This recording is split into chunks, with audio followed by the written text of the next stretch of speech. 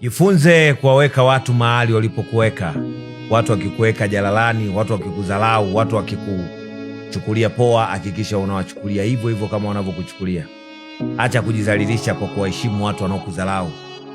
Kuna umuhimu gani wa wewe kuwaheshimu watu ambao wanakuona wewe huna maana kwao? Kuna maana gani ya wewe kuendelea kujishusha kwa watu ambao hawajishushi kwako? Kuna maana gani ya wewe kuendelea kuwang'ang'ania watu ambao hawakung'ang'anii? Hebu punguza shobo. Punguza kuwa ni mtu ambaye umekaa unawaza kuhusiana na watu wengine ambao hawawazi kuhusiana na wewe. Hebu acha kuwa ni mtu ambaye unakaa unafikiria watu ambao wao kwenye mioyo yao ni wabaya kwako, alafu wewe umekuwa ukiwatendea wema. Mtu yoyote ambaye anakufanyia visa, anayekufanyia vijicho, ambaye hataki wewe ufanikiwe, yoyote yule ambaye anakuharibia mahusiano yako, mtu yoyote ambaye anakufanyia mambo yasiyofaa kwenye maisha yako, fanya vyovyote unavyowezekana, hakikisha unamkataa.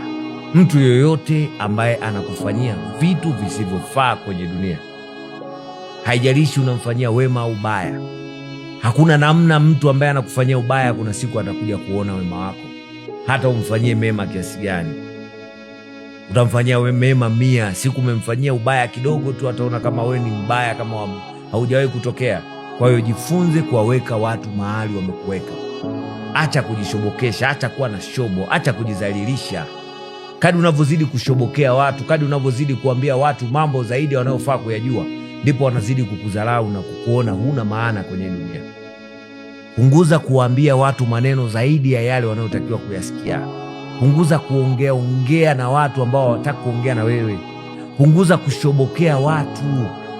Moja kati ya kitu ambacho kitakujulisha wewe kama unashobokea watu ni pale ambapo unataka kuwaongelesha watu ambao hawaongei na wewe. Unataka kujishusha kwa watu ambao hawajishushi kwako. Unataka kuwa mwema kwa watu ambao wanaona ubaya wako.